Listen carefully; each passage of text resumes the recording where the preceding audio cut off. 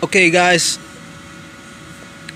this video is intended for the guys that are new to MGTOW, and it's gonna lay some of the basic principles of conducting a psychological warfare campaign. To all you new guys out there who come to MGTOW not fully understanding the philosophy, I want to welcome you to the manosphere, and especially to the men going their own way philosophy within that manosphere. Now, MGTOW, like I just said, is a philosophy. What is a philosophy? A philosophy is a way of thinking, nothing more. It's not a movement. In other words, it's not designed to make others change their actions.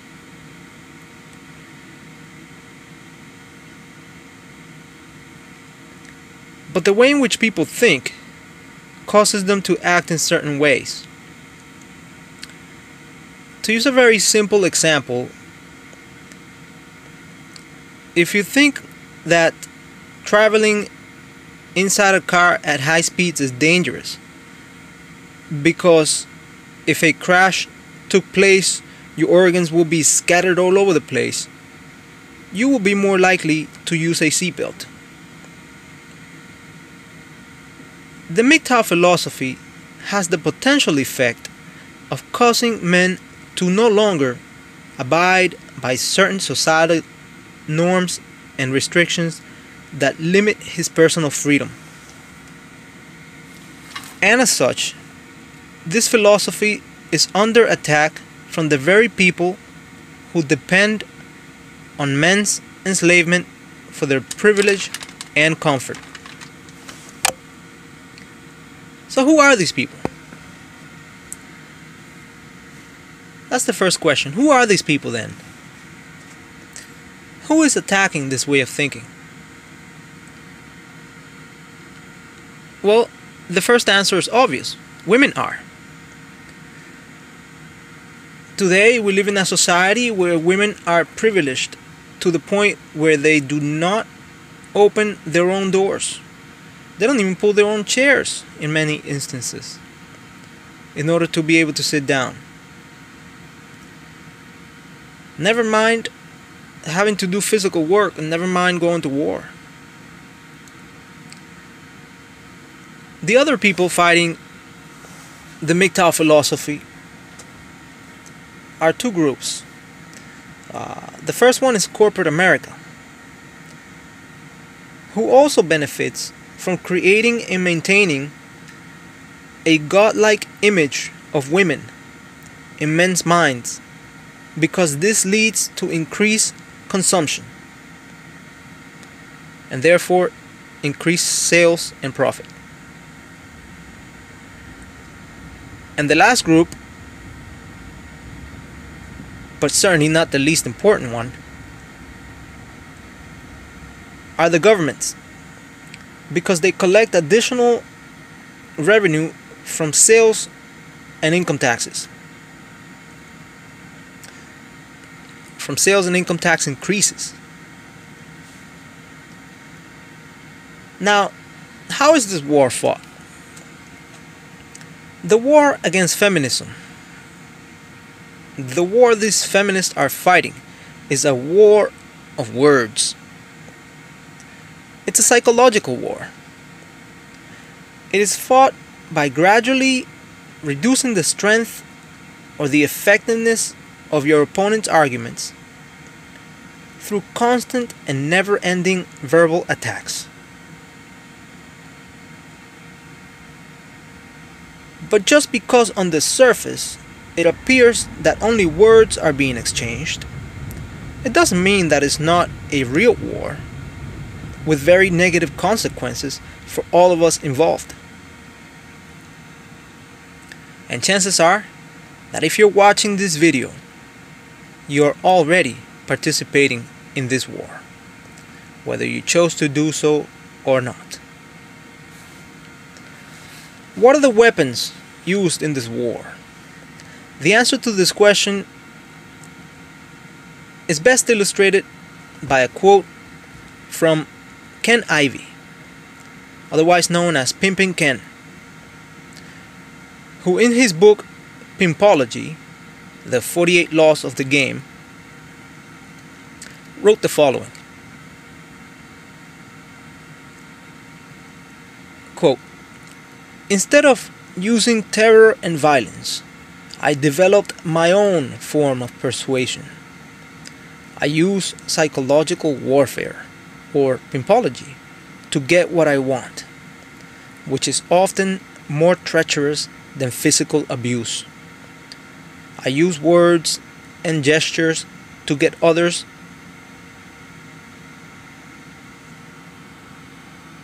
to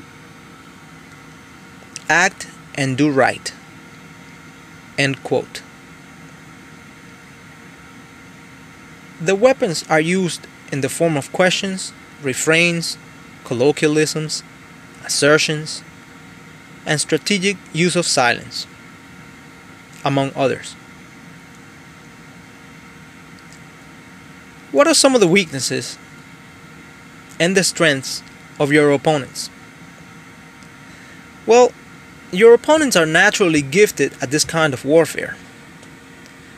Indeed, when pursuing a higher education degree, many women gravitate towards degrees in marketing, media studies, communication, psychology, social work, political science, and the like.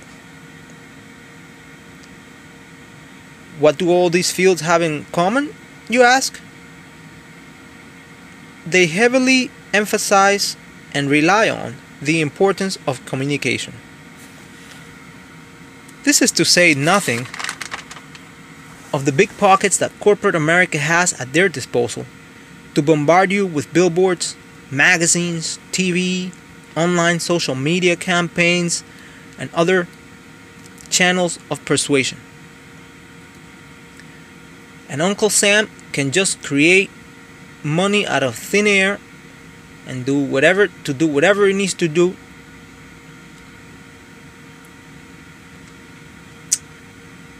but your opponents are, believe it or not, fighting from a position of weakness.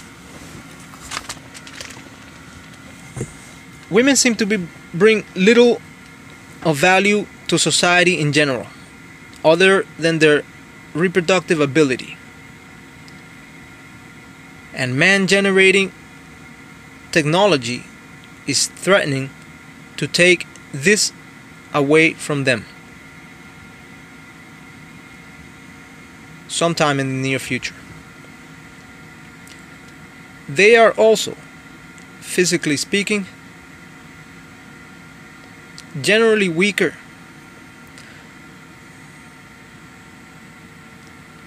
They are the possessors of bodies that require or seem to require higher maintenance. They are subject to steep emotional swings.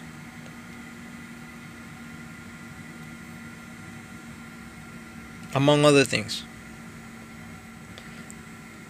Corporate America is weak when they cannot reach you if you opt out of their programming by shutting off the radio and television.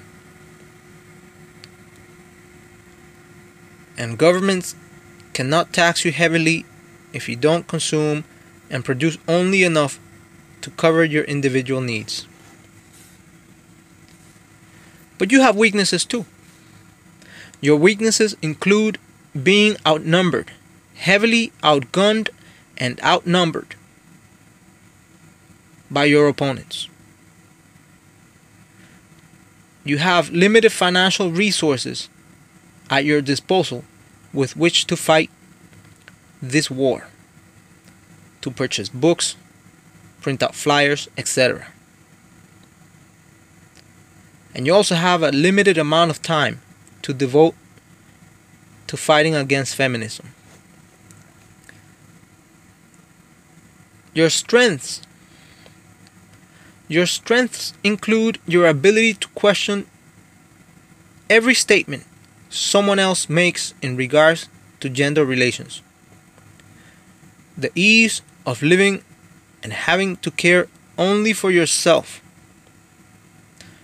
and above all, a rational mind as opposed to an emotionally prone one.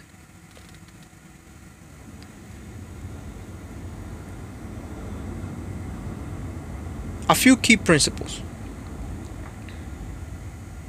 in fighting this gender war include, but are not limited to, deconstructing every statement or question that someone else makes regarding whatever topic is at hand, including this video. Make sure that it's all logical. This means that it has to make sense. One thing must lead to another. Keep your thoughts organized. If the sky is blue and you're under the sky, you are under a blue sky. Period. Last but not least, remain calm. There's an inverse relationship between logic and emotional arguing. Thank you for listening to this video. If you feel as though you've learned something, please like, share, and subscribe. And I'll have more content coming for you. Thank you.